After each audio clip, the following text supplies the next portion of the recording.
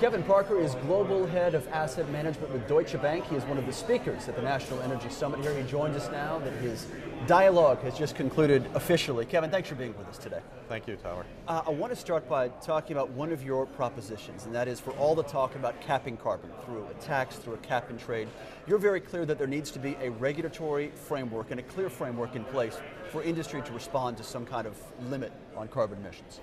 Yeah, that's right. I think it starts with cap and trade. Clearly, putting a price on carbon is critical as a first step measure.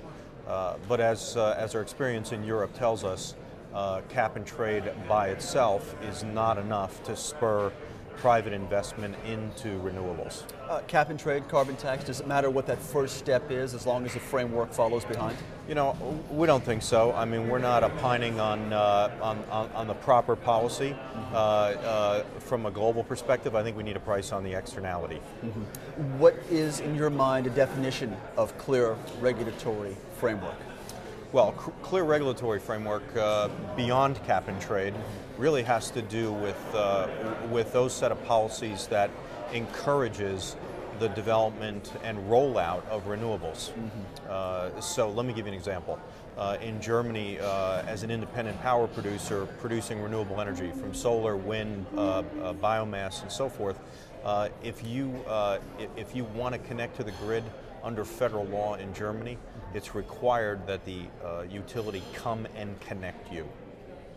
Here in the States, and that's a federal law, here in the States we have 50 different policies by state.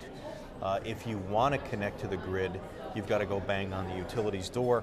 You've got to find the guy who's responsible or the gal responsible. You've got to convince them. You've got to go into a long, drawn-out, negotiated, one-off process, concluding in a highly customized contract. What's the impact of that? It takes a lot of time. And for an investor, time is an important component to calculating your rate of return.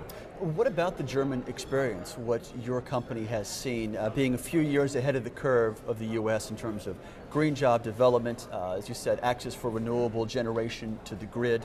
The cap and trade is so often cited in the EU perspective by both proponents and opponents of capping carbon here in the US. Well, really what you see is a wide degree of variability across the European countries, and what our home country of Germany has done is really enact a set of principles called the German EEG, it's the Renewable Energy Law, that really has sort of taken from the last mile connection and really engineered a process enabling companies to in a very clear way walk through that process to get to the grid.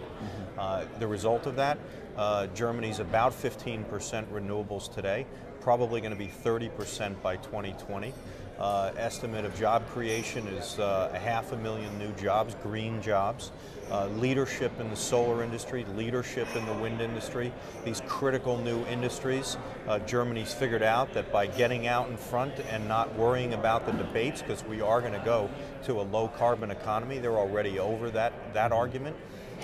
They're really looking at new industries and job creation as being a key core competency going forward. Kevin, final topic regarding your role in the finance sector. Where is the wise investment right now? Is it scattered internationally, or is there one specific region or country where you see great value?